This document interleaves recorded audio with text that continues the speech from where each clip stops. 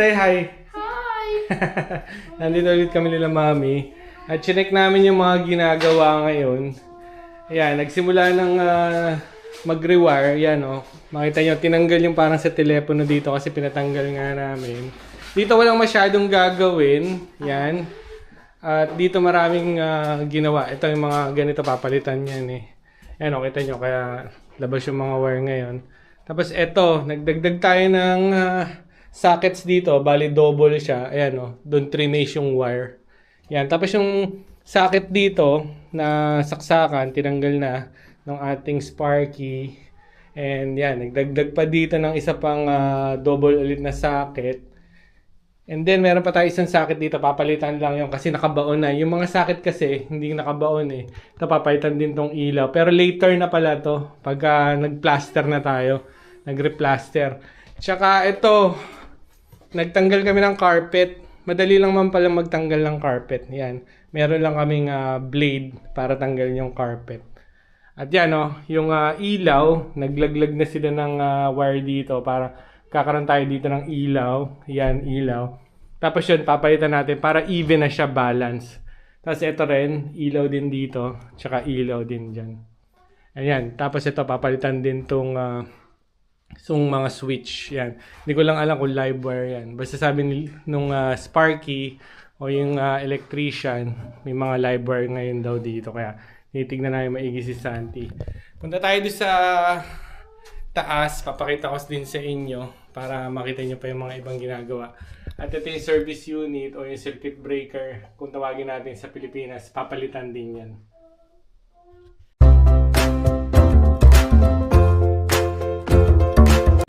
Dito na tayo ngayon sa taas. At yan, makita nyo, tinanggal na yung carpet dito.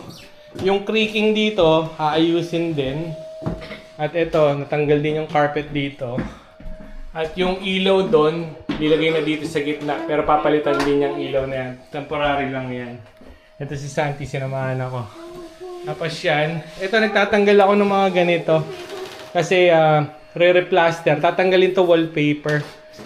At para kikinisin siya ulit, tapos pipinturahan ng bago. Yan, tinanggal na ulit yung telephone line dyan. Ito, naglagay na sila ng saksakan dito. Bali, ibinaon nila yung saksakan, dating dito nakalagay. So, ngayon, nasa pader na. At ito, nagdagdag din ng saksakan dito. Yan. Para to syempre sa side table. Yan. Naglagay na dyan. At alam ko, maglalagay pa ng isang saksakan yata. O, yun lang yung saksakan natin dito. Or dito pa yata yung isa. I'm not sure lang. And then, dito tayo sa kabilang kwarto. Ito, nagdagdag sila ng saksakan ulit. Bago yan. Ilagay. Tsaka yun. Bali, dalawang saksakan ulit dito. Yan. And then, papalitan din natin pala yung pinto dito. Pakita ko pala sa inyo, dumating na yung mga pinto. Ayan.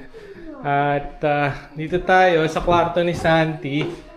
Yung kwarto ni Santi, yan, may saksakan na rin dito. Dati dito nakalagay, inangat na dyan. So, tinama na. Ito, tatanggalin ko to ngayon. Ito, kaya nandito kami. Ito yung chimney breast niya. Yan. Pinaka-ano ng chimney. Bali, matatanggal to. Mas luluwag yung kwarto ni Santi. Ito, dapat may saksakan na isa dito. Nagkamali kami.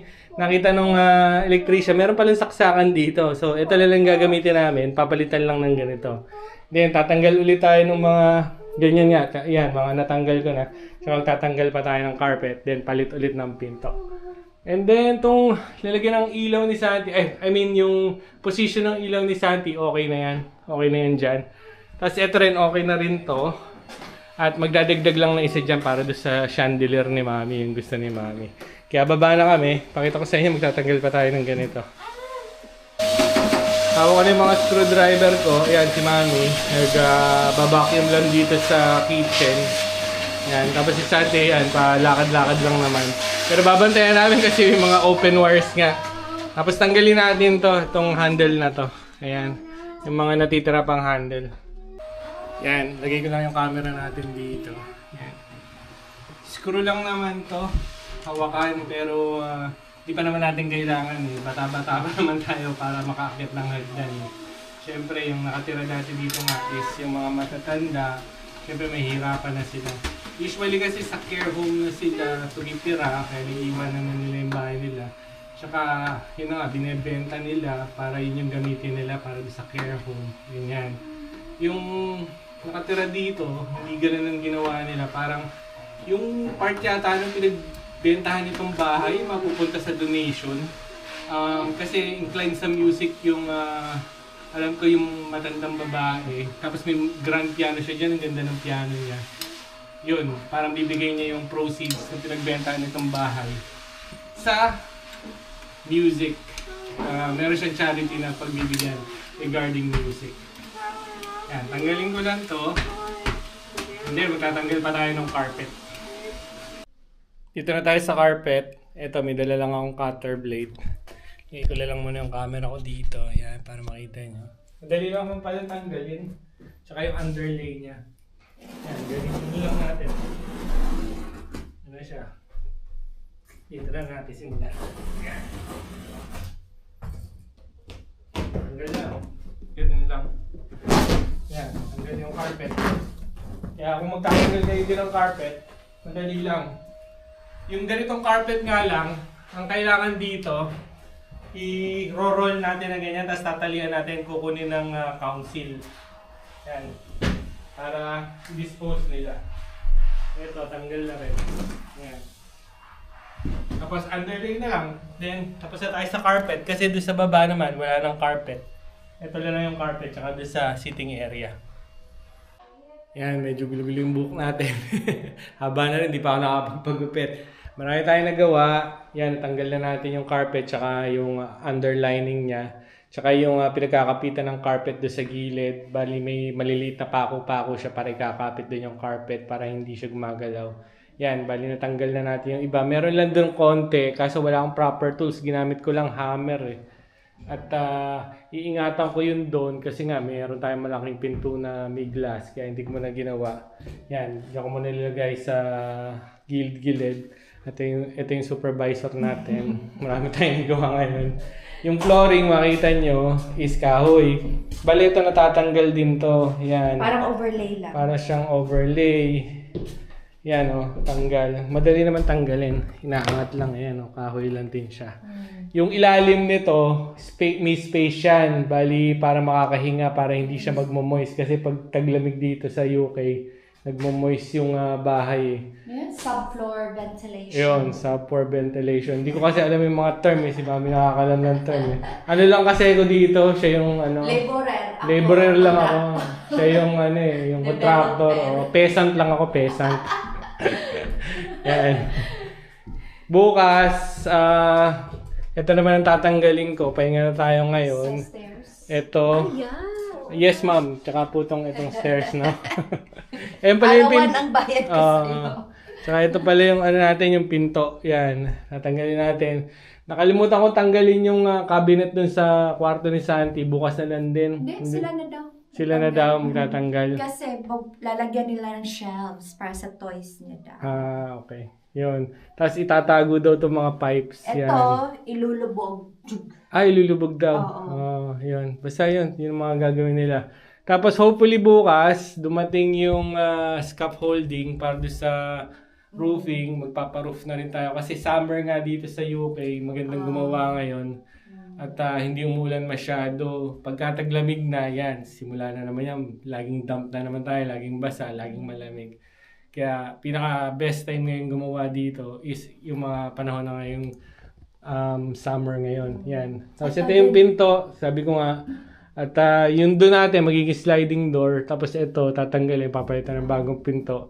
I-refurbish lang tong ating mga old na hamba. Tapos yan ito, yung... ikaw magtatanggal, di ba? Yan, tatanggalin ko. Yan, tatanggalin natin. Pari nakascrew lang naman yan. Ito yung chimenea. Yan, chimenea yan eh. Ito yung ating magiging man cave. Yay! Meron akong sariling room. Yan, meron tayong saksakan dalawa. May isa pa doon, 3. Bye, 3 yung saksakan natin. Ang balak namin ni Mami, lalagyan ko sana ng shelves pa rin. Pero yung sa IKEA na lang. Bahala na, basta lang to, plain lang. Hindi katulad nung gagawin. Office din kasi to. Oo. Nalagyan din ng computer. Tapos yun doon, yung may design, yung staircase, may mold. Ano tawag doon?